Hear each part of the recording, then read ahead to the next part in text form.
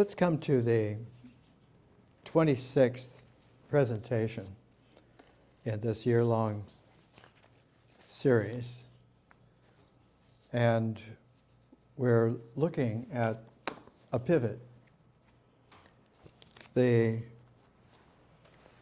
strongest shapes are those that have a rotational quality to them, a dynamic geometry, and it is that rotation that generates an angular momentum, which is very important in calculating what the dynamics are in physics, and chemistry, and so forth, but also in what we've come to understand of spiritual matters.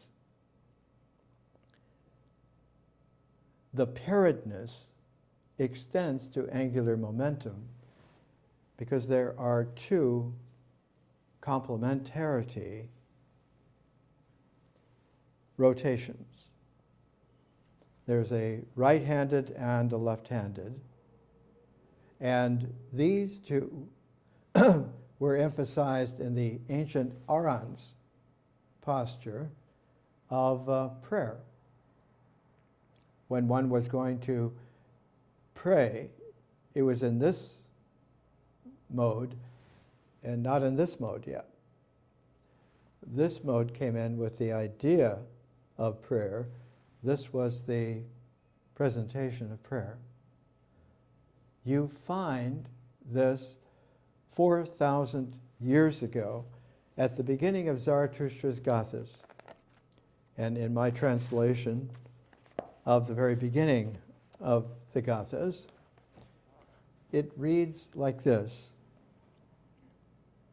Ah, to the highest I pray, with hands spread aloft, to Spirit Mazda, first and pure, in Asha as ordered deeds. Our good Herod mind, this pleases creation's soul. Herod is the power of manifesting. It's like Te in Tao Te Ching. The Te means that it has the power to be, to emerge and be. So this Herod is the basis of the integral, of the oneness, of the unity, of the way in which phenomenality is empirically based. And when this is so,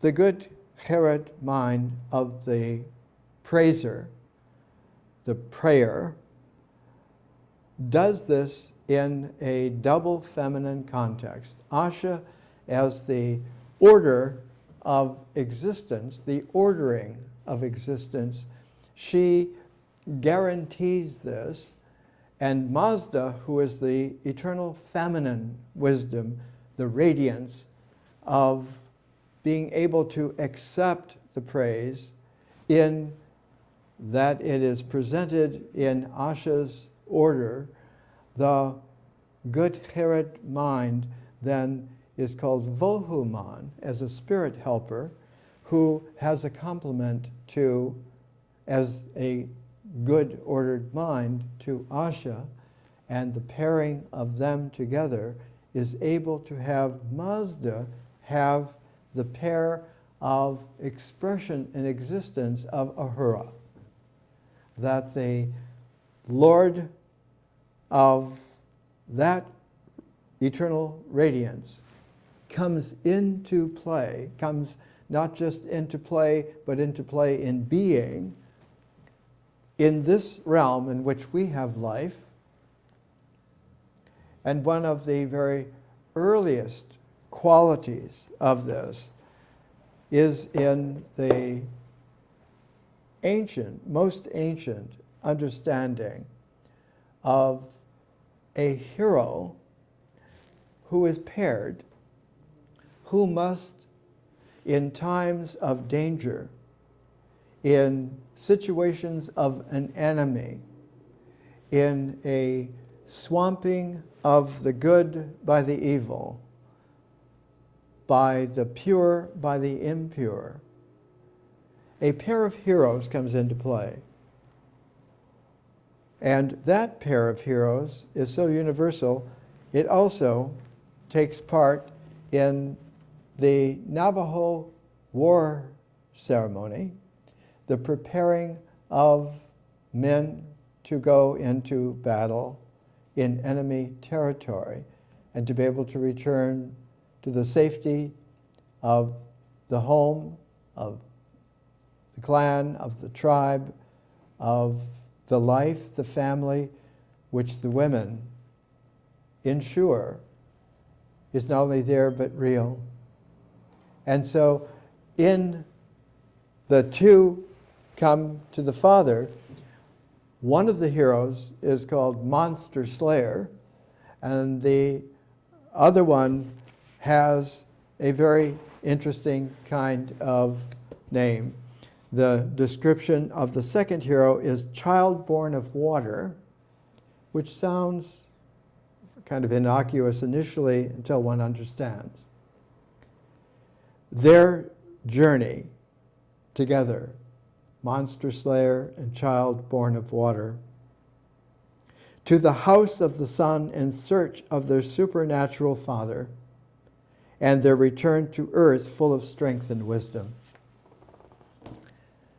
Mother Nature is able to ensure that life has a wholeness to it, has an acceptance that allows for a whole scalar of kaleidoscopic flexibility, and this can only be ensured if the masculine is able to go into these very difficult mythic trials in times of great danger, in times where the enemy is overpowering, where the evil is sweeping. And it is in that situation that something occurs. In this particular volume, when the two came to the Father, it was the very first book in the Bollingen series, originally published in 1943, right in the depths of World War II, in the darkest hours of the world at that time, January 1943. And Bollingen, as a series, was thought of, commissioned by Mary Mellon, who was this magisterial, spiritual, ancient, feminine, who guaranteed that life would be whole, even and especially in times of dire enemy evil swallowing up the world. Mary Mellon was the wife of Paul Mellon, who was the son of one of the richest men in America, Andrew Mellon. The Carnegie Mellon families were extremely philanthropic, and Paul, when he married Mary, saw that they were going to have a strenuous life of maintaining themselves. And it was in that context that they began to take Jungian therapy, and finally contacted Jung and began to go to Europe to listen to his presentation, lecture seminars. Dream analysis was the first one they went to in the late 30s. And in 1940, when it was apparent that the winter lull after the invasion of Poland in September 1939, as soon as the weather broke in the late winter, early spring of 1940, the Nazis invaded and quickly took over Denmark and Norway, and by October of 1940, they had taken over France. It was a swift, catastrophic falling, and at that time, Mary Mellon and her husband Paul were with Jung in his home in the small village of Bollingen, just south of Zurich.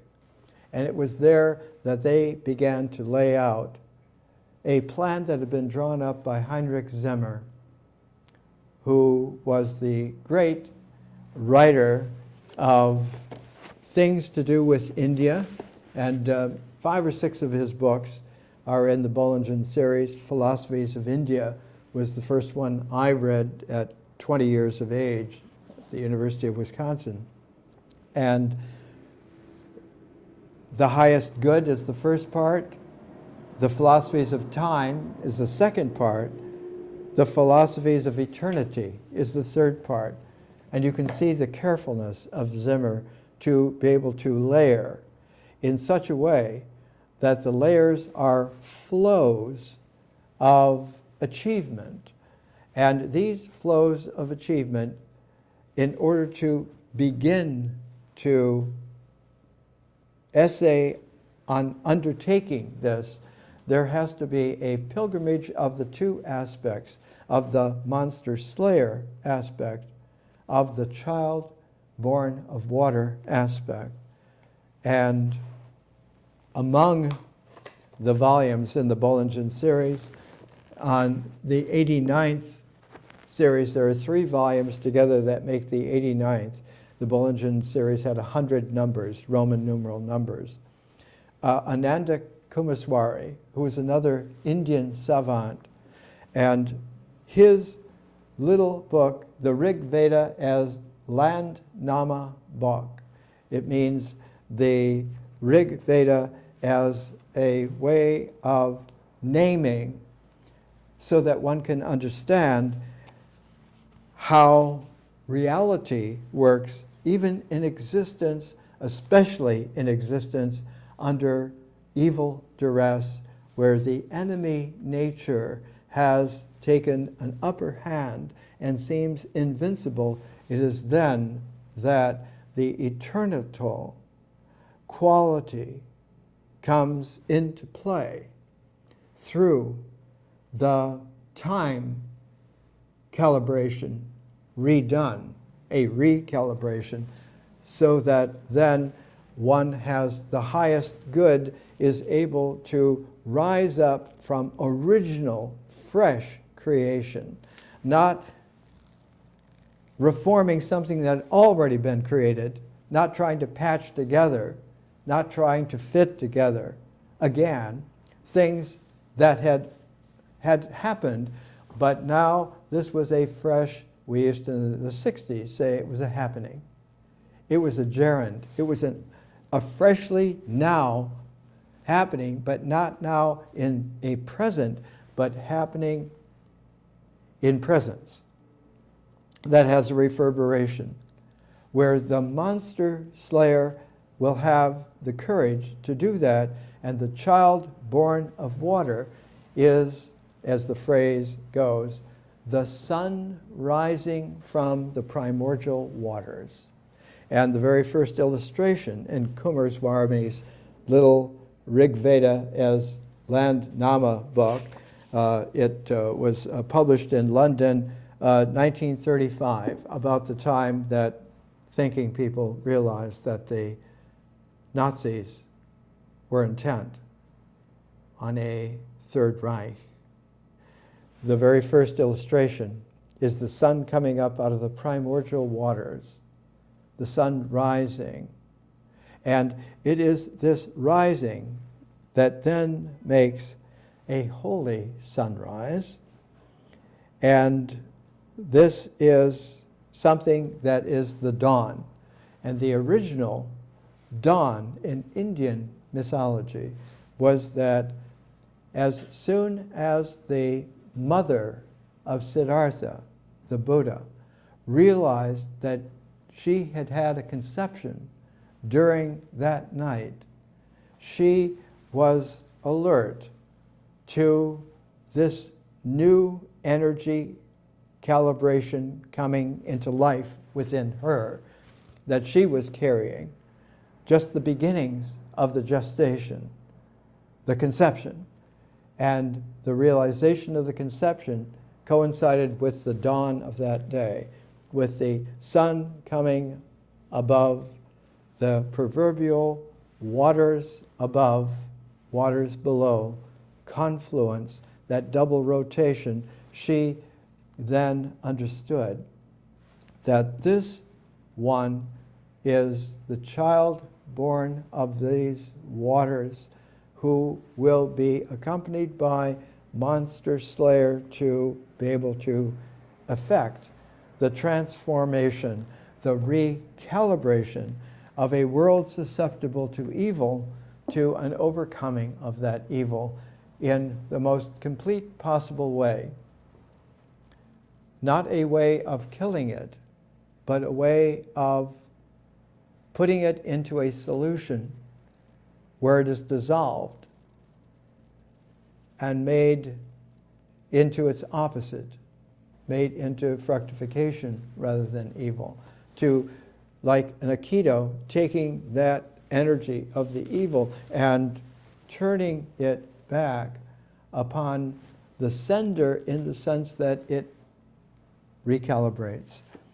The quality in when the two came to the Father was 18 sand paintings by the Navajo tribe, because they were sending their young men into battle in World War II, because it had been decided that an unbreakable code was the Navajo language, that if you do not grow up with it, you cannot learn it.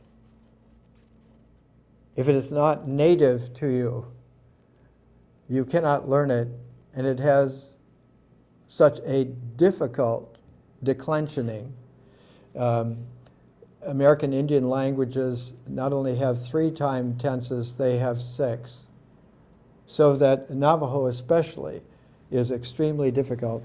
And these sand paintings have at the center of the chirality a symbol.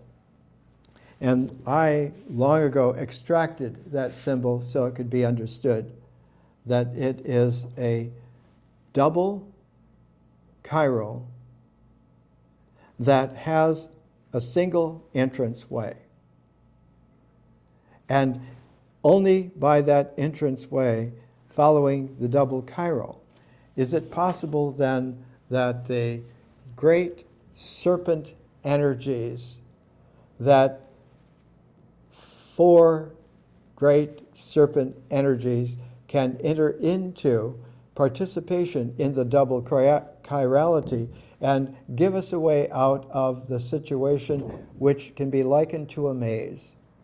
And that maze can be handled. This particular edition of When the Two Came to the Father is actually a second edition done in 1969. The first edition was kind of a large square.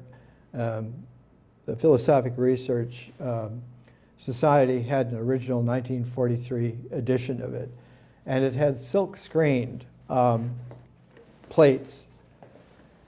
This one had very good printing, but it didn't have the same texture. But this second edition had many additions to it, done by Maud Oakes, who interviewed the shaman Jeff King of the Navajo tribe, and edited by Joseph Campbell, a young Joseph Campbell, because Joseph Campbell had been made the literary executor for Heinrich Zimmer, who had died.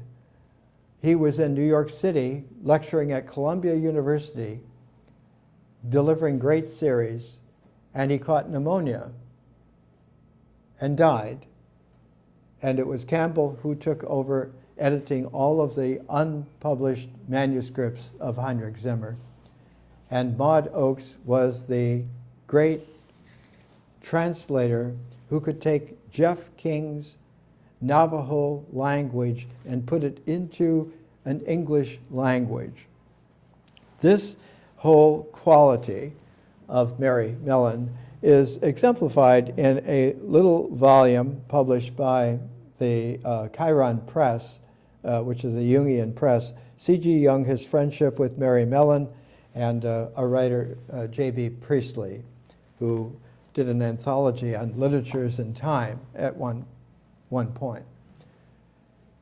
Consistent with this is that whenever there is a crisis, there is a crisis on the scale of life. The feminine wisdom is what is the trustworthy context within which all the theater of effectiveness will transpire and take place. So that it is the hero who must understand that context has no boundaries, that feminine wisdom has an eternal quality to it, and in doing so, the actions of the masculine gain not only a poignancy, but gain a poignancy that has for its stretching meaning an eternal quality. When it comes to the way in which India presented the feminine, it was very strange how Indian feminine wisdom came to dominate the way in which the West finally came to understand it for the first time. When you look at the beginnings of Sanskrit as a language that could be read by a Western avant-garde appreciative audience, Max Muller in the middle of the 19th century began to make translations and to garner translations from various avant-garde scholars and to publish all of these eventually over several decades as the Sacred Books of the East in 50 volumes. But one of the aspects was missing, and that was the appreciation of the feminine wisdom participating as the necessary context within which life is brought back into not just its integral wholeness, but also into its differential scalar of eternal, all possible worlds application. The figure who initially brought this into play took a pen named Arthur Avalon. His name was John Woodruff. He became Sir John Woodruff. And Sir John Woodruff, with his volume, The Serpent Power, this is a 1919 early edition of The Serpent Power, was the culminating work in a whole series of works that Arthur Avalon penned or brought together people, and they were known as the Tantric texts. And there were 12 of them in a series of volumes, much like the Sacred Books of the East, but closer to the Bollingen series that would come 2 generations later. And Sir John Woodruff was a peculiar person. He was knighted for his service in India. He worked his way up the pecking order until he became the head judge in India under the British Raj. And his place was to understand from especially the Bengal association in the north with the Tamil association in the south, that somehow the strongest yogas in Indian history, in the whole heritage of India, had a mixture of that north and that south, and that the north had a particular quality of organization along Vedic lines, whereas the South had a very strange particular association with what was there in India before there were Vedas. The Vedas go back to about 3,500 years. The ancient India goes back 35,000 years. It is the feminine mother goddess who came to be characterized later as Durga in the fierce mode of protecting life, protecting love, as it were, protecting the interchanges, and it is this quality of Durga that most beautifully presents itself in the Maha Nirvana Tantra. And it was Sir John Woodruff as Arthur Avalon who collected all of the variants and produced a Sanskrit text of the Maha Nirvana, not just nirvana. Nirvana is a masculine idea of attainment. The attainment of what might be called and was called moksha, the extinction of all the impurities. But there is such a thing as a great nirvana, a Maha Nirvana, which does not stop with having stopped, but continues through the stoppage into the beyond.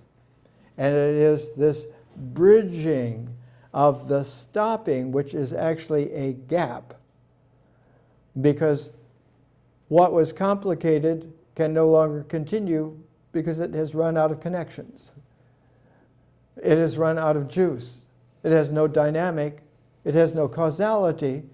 And so it doesn't work anymore. In fact, if it identified with working, with its triumphs, it no longer exists at all. But there's a beyond.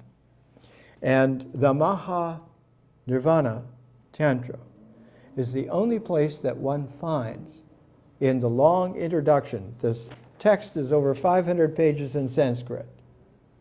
That Woodruff made sure that the funding was there, it was published, it was edited right, and he took charge of all of it in his, quote, spare time, while he was writing a dozen other books on Tantra, because it is Tantra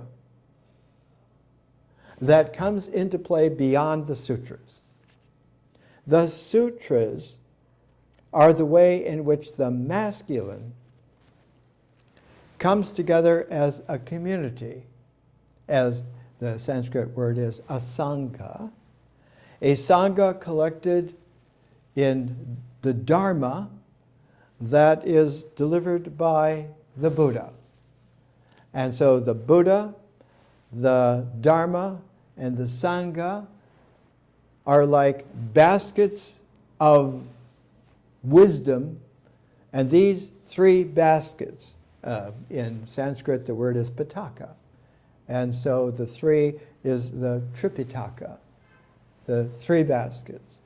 And it is that quality then that the Maha Nirvana Tantra goes beyond, where the sutras come to not just a stopping, but a vanishing of the stopping itself, by the vanishing of any aspect that could be continued.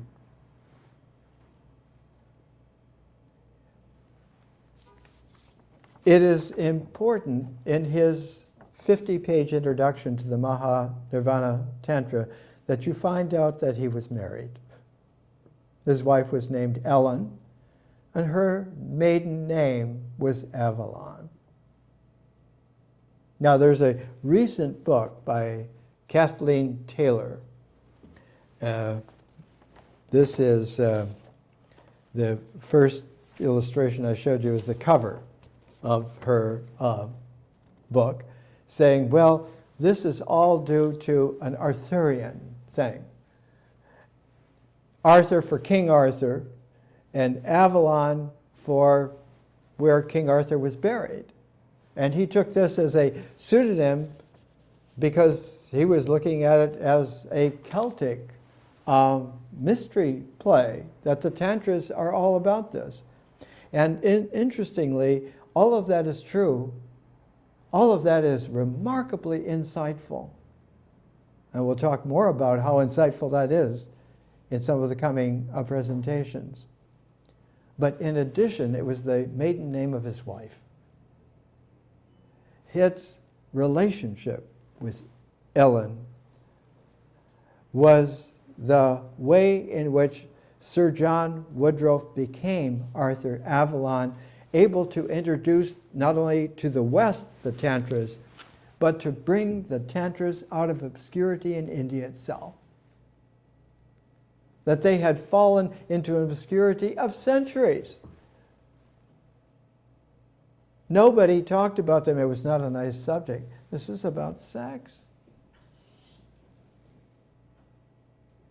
This is about the dynamic of sex. But it is resonant to such an extent that one begins to see a scalar. It's about life and love in their chiralities. And when they are balanced in their chiralities, the orans informs the language so that it is a language of praise and prayer at the same time.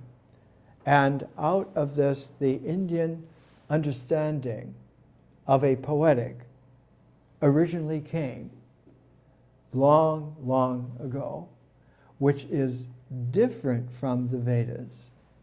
It has a different quality and tone. It has an originality that when it comes into play, one is overcome by the sudden wonderful aspect. And in the later years of Arthur Avalon, there came to be in Bengal one of the greatest Indian poets of all time. His name was Rabindranath Tagore. And the greatest European poet of the day in the late 1900s, early 20th century, W.B. Yeats befriended Tagore and tendered him in 1913 for the Nobel Prize in Literature, which Tagore won, and became a household name around the world. When we come back from the break, we'll take a look at how the Maha Nirvana Tantra with Arthur Avalon and his serpent power and Rabindranath Tagore produced a quality of genius in India, Surendranath Dasgupta, who took his cue from Arthur Avalon, only he applied himself to the entire range of unpublished, unread manuscripts and wrote a first history of Indian philosophy, lived long enough to be almost finished with volume 5. Let's take a break and come back.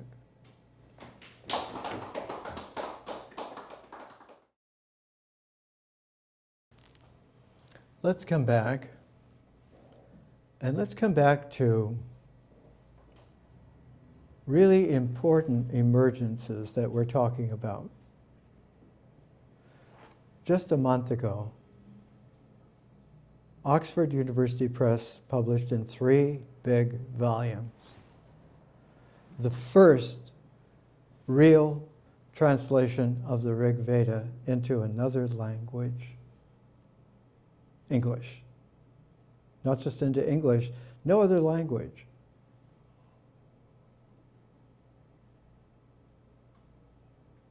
We're talking about thousands of years. The head person for this was a very wise woman who happens to teach here at UCLA in Los Angeles. Stephanie Jameson. One of her inspiring teachers was Wendy Doninger, who holds forth at the University of Chicago and who was in the news earlier this year because her big book, The Hindus, was burnt in India, condemned. Can you imagine book burning? A professor of the University of Chicago who has about 25 books to her credit.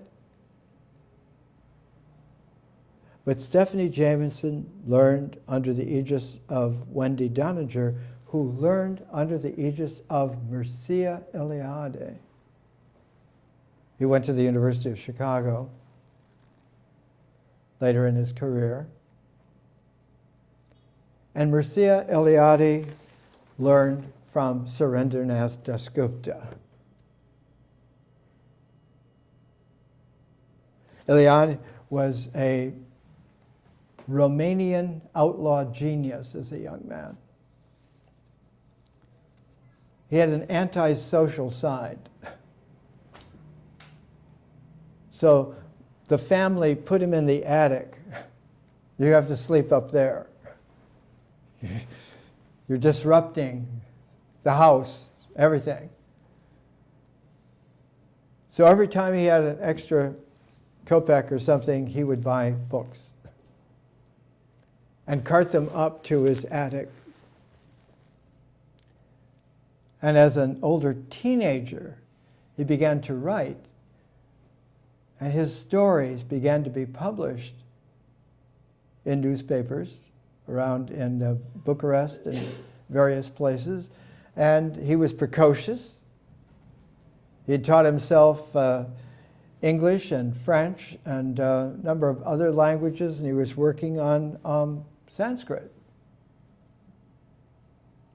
So he got himself through what the Hebrew phrase, I think, is chutzpah. He got a prize apprenticeship in India under the distinguished Surendranath Dasgupta at the University of Calcutta. And he went there as a brash outlaw genius from Europe.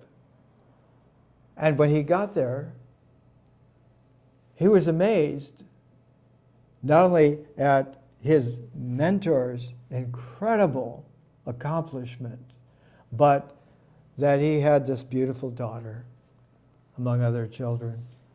In fact, Dasgupta had 3 daughters, 3 sons, and 6 children. As a very top-flight Brahmin in Bengal, the Dasgupta family, anciently important, like the Tagore family. Rabindranath's father, Devnath Tagore, founded an ashram in 1863 that when Rabindranath inherited it, finally on the passing away of his father, he turned that into a world ashram called Shanti Niketan, peace making for real, about 100 miles south of Calcutta in Bengal. And it became the first place in India that had an international university level education. You were trained not only in the European classics that the British Raj was promoting. Yes, you could have French, you could have German, so forth, European. But he included all of the coming into editions of the Indian classics as well. So Eliade was taken into Dasgupta's study and told, we do not do things like this. For you to go any further, I cannot be of help to you, especially in view of your preoccupation with this daughter. So I'm going to send you to a very special graduate school, which is beyond my purview, but I do understand it's a good place for you because I understand your genius and its errancy. So he sent him from Calcutta to Rishikesh, which is on a very rugged, rough, roaring stream out of the Himalayas. Rishi means sage, sage seer. Rishikesh is the place where that's all that's there. And so they broke Mercia of all habits, and then broke the breaking of all those broken habits. And then finally, when he was, as they say, a sack of dismembered bones, they let him have the peace that understanding can reach when it stops trying, to reassemble, and he became the Mircea Eliade of history. The photo of him when he went to India and the photo of him when he came back from India are night and day. He came back with the full beard, with the leveled eyes, with the demeanor that was the manly quality of being able to participate with life and love in a wisdom field that was also natural.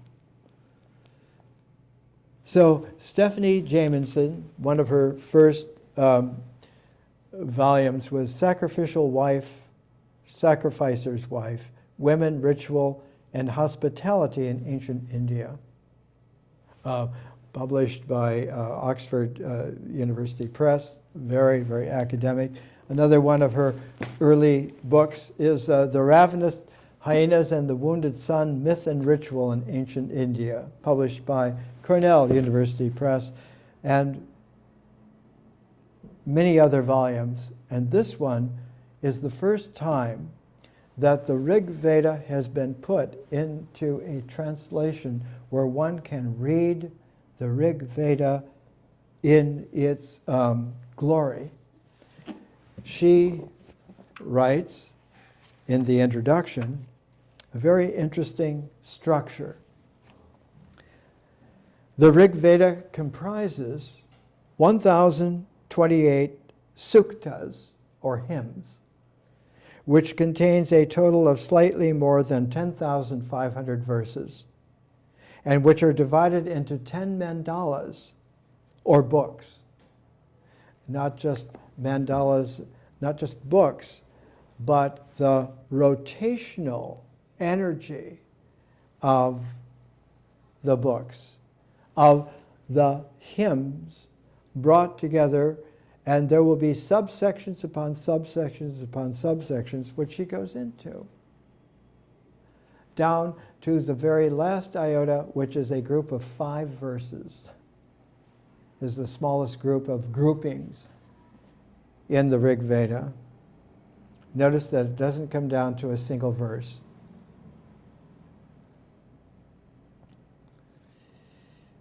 Within each mandala, there's a further division of the hymns into anuvakas, or recitations, bunching together several hymns. The anuvakas are what can be remembered to recite without any text. It is a memnonic ordering. And the ability then is that the recitation should be seamless, that all of those hymns, all of the suktas, should string together, because this stringing together is a masculine memnonic technique. And the Vedas are very, very much masculine.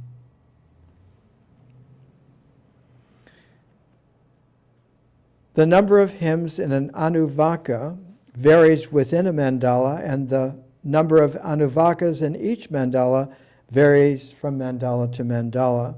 As its name suggests, the anuvaka division was created principally to provide convenient units for memorization and recitation.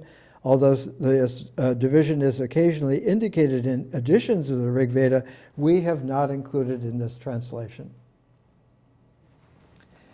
This translation is not about a masculine, memnonic order of orders that's been put onto it so it can be delivered piecemeal in rituals, in ceremonies. Because this Rig Veda, complete in English, is meant to flow not just in a continuity, but as a continuum. That the continuum is a context without limits. It has no shape. So that the language is informed as a poetic, that it is not stylized. Though the Veda, and the Rig Veda as the Ur Veda, has stylization, layer after layer after layer after layer. But one of the keys to it, and she brings it out, and there are many other levels. There are, for instance, a second division of the Rig Veda corpus into 8 astakas. Not just the 10 mandalas, but 8 astakas. But this is a purely mechanical arrangement also created to facilitate memorization. She's left that out as well. This Rig Veda in English is not about memorization. It's about remembering. If you do not have the dimension, the quintessential 5th dimension of vision operative, this is not going to be very appealing to you because it doesn't have any dicing up. It doesn't have any sliced bread quality. It's not made like sliced bread. It's not made for the rituals. Those Vedic rituals are well and good, and they have their place. But as we showed a couple of presentations ago, the number one God, and always in the Rig Veda, the hymns are devoted to a god. The most popular of those gods is Agni. The second most popular is Indra. Indra is always famous as a Zeus-like god with the thunder and lightning capacity to vanquish any kind of obfuscation, but he has helpers in this, the yatis, who are the very important people. The wealthy, the famous, those people like Indra. But the people who like Agni because he's not really a part of that political, economy, priest-like cabal. And the end of the classic Agni Yoga Vedic ceremony is that the whole set is burned in fire. So that that sacred fire purifies. And the only thing that is left after everything is burnt and the whole countryside gathers thousands, tens of thousands. In India, it can be tens and even scores of thousands of people. I remember one time a Bengali friend was visiting me in LA, and I took him over to Alvarado and Sunset to the park there, and it was crowded with people, and he said, "This is like India." You can't find a place to sit down. He felt right at home and happy. At the end of the Agni Yoga ceremony that was filmed by Fritz Stahl and published in those two big folio volumes that I brought in, University of California Press, Berkeley, the whole set is completely burned, and all that's left is the charred, clay-fired, eagle-shaped platform upon which almost all of this ritual, all of the ceremony has taken place. All that's left then is that burnt clay eagle in the ground with the scars of the fire, so that one is left with understanding that beyond this kind of cabal, where there are important priests who have connections with important people, who have connections with famous people, are outdistanced by more than counting can establish, by what is beyond. That's ancient India, pre-Vedic India, which is still extant, but extant in a way that is purposely not mentioned. Now, used to be mentioned when it was first happening, from the 1920s through the 30s to the 40s, into the 50s, and in the 60s was the last time that it was still surfaced in a way in which it could be presented. I remember very well for the Gandhi centenary in 1969. When this reprint of this volume came out, and I bought a copy in 1969 in San Francisco, this copy was the Gandhi centenary. And the World Without War Council in Berkeley were the liaisons with the Gandhi Peace Foundation. And I was the American representative of that liaison with TMP Mahadevan in India, the Gandhi Peace Foundation. And we put, because we had a large donor set, we put the 10 most important Gandhian books into a set and put those sets in every major library in the United States as part of the Gandhi centenary. And one of those volumes was a reprinting in Berkeley. We used the same press that the UC press used. Gandhi, His Relevance for Our Time. In India, it was a dour gray hardcover, and our reprinting of it was a kind of a coppery gold with white lettering, paper edition, very beautifully done, perfectly bound. And I brought the 14-reel film, Mahatma, from India, courtesy of my good friends. A man named Bajpai was the consul in San Francisco, and his deputy was Raghunath, who was a Madrasi and a very, very close friend of mine.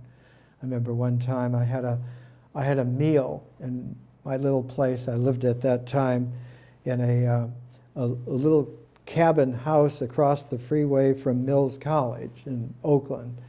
And I brought Kayushu and his French wife and Raghunath and his wife to eat with me and my wife at the time. And it was an amazing conversation between Raghunath and Kayu.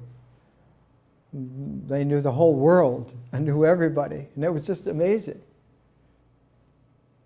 And they both thanked me in a very interesting kind of way. They said, "We would never have met if it hadn't been for you." So that this meal is what you do. And we're all for you. And that's when I brought in the film Mahatma. In my last lecture in the San Francisco area before I went to Canada was to show Mahatma in Wheeler Auditorium to about 1,000 people with an introduction and the whole pizzazz. And my first lecture in Canada, about 2 months later, was on the Bhagavad Gita in the city planetarium.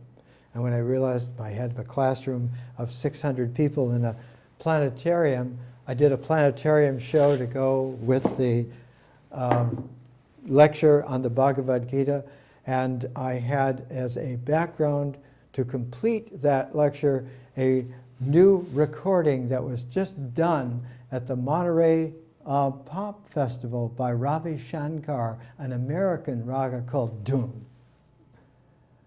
American rock and roll raga. And that played in the background, and star explosions over the ceiling. And I was offered a job by the director of the planetarium. I called him Siggy. And Siegfried said, "There's not a dry seat in the house." Why? You don't need a college, you need to get big time. It is a quality of someone like a Stephanie Jameson, like a beautiful understanding that Surendranath Dasgupta, towards the end of his life, as it turned out, developed a heart condition in early 1940 and realized that he was not going to live to finish his great work, A History of Indian Philosophy. He was working on the 5th volume, valiantly trying to finish it, but the family conditions were constantly sapping time and energy from him, and so he left the family, left the 6 children, left the wife of all those decades, and came back to the West, came back to England, came back to be near the Cambridge University Press that was publishing his work, and came with his #1 student, Surama, who eventually became his second wife, because she tended him for all those last years, tended him not just in keeping his health and his quiet, but of helping him because she could read Sanskrit as well, was a doctor in her own right, and devoted her life to that. And after he passed away, she tended all of his manuscripts and made sure that they would be taken care of and that they would be published. And one of his greatest works was a study of Patanjali, the author of the Yoga Sutra, but also the very star of one of his first books, which was published in England, Routledge Keegan Paul, Yoga as Philosophy and Religion. It's the 1924 edition of it. But Patanjali, not only famous for the Yoga Sutra, but he is world famous also because he wrote the Mahabhyasa of Patanjali, a commentary on the first Anikas, the first 4 sections. Anika in Sanskrit is section, which is Patanjali's commentary on the great grammar of Painini, who turned Sanskrit into the first language to be indexed completely in terms of syntax and grammar, vocabulary, in terms of a poetic, of a spiritual poetic. And Painini's grammar is so nitpickingly detailed that it is like trying to enter into an ocean of elegance and erudition. Later on, one of the great Romans, Quintilian, did a study of Latin in that kind of a detail. Quintilian has 4 volumes of the Loeb Classical Library from Harvard. But Dasgupta was the first person in history because he knew all of these other manuscripts, because he edited them. He not only read them, he put them together. He wrote commentaries. He arranged them. Like Sir John Woodruff as the example before him. He took seriously that what we're dealing with here is an ocean of wisdom that has never been indexed before. This group, this sect, that sect, they know this or that, or these few, or those few. None of them have looked upon the ocean, have seen the sun rising to a dawn of the conception that has happened, because one has understood that this scale of wisdom is not only an ocean, but there's a whole planet with various oceans, and this belongs with them because the currents that go through all these oceans come into play together. Like the Gulf Stream that Benjamin Franklin was the first to discover. A river of warm water comes up from the Caribbean, comes up and warms the British Isles so that there is a Britain and an Ireland and a Scotland instead of ice.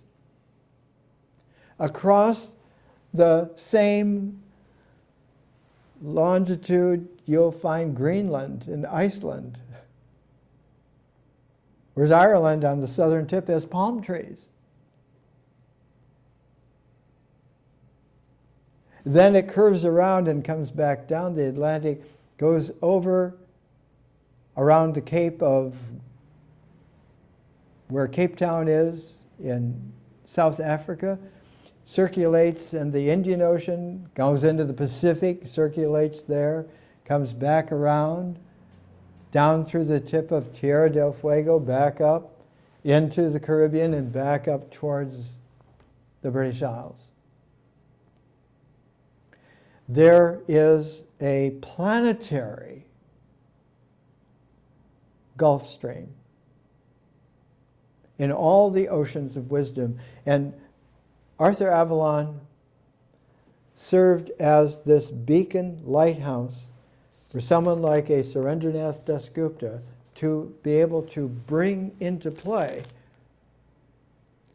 the scalar that one person can understand it all, can have read it all, to the extent that they not only read it, but edited it, wrote commentaries on it. And so Dasgupta's great Mahabhasa is a great commentary on Patanjali, from the standpoint of Patanjali having written a great commentary on Panini, who did the original work on this. And so one comes across again and again the realization that all of this is peculiarly intertwined. And if you look at the eyes of the goddess, she has those eyes in ancient Sumeria, because this is from ancient India, pre-Vedic. The Vedas are just 1500 BC. That's very recent. The Vedas only date from the time of Hatshepsut in Egypt, who came 1500 years after the beginning of dynastic Egypt, which was hundreds of years after the pre-dynastic. This is the high priestess singer, and she sings the hymns of Enheduanna in the temple, who was the daughter of Sargon of Akkad, whose trading empire went from Cyprus to the Indus. And the eyes, these eyes go back to ancient Sumeria, even before it began to have cities and city togethers. And you notice that there are pairs of eyes and then there's a pair of pairs. That's because sometimes the eyes belong to a couple, a male and a female. whose presence is shared. And one then can trace this not only back to ancient Sumeria as well as pre-Vedic India, but one can trace it back to the early Celtic wisdom. This stela is on one of the islands that belongs to Britain off the coast of France. It's the island of Guernsey.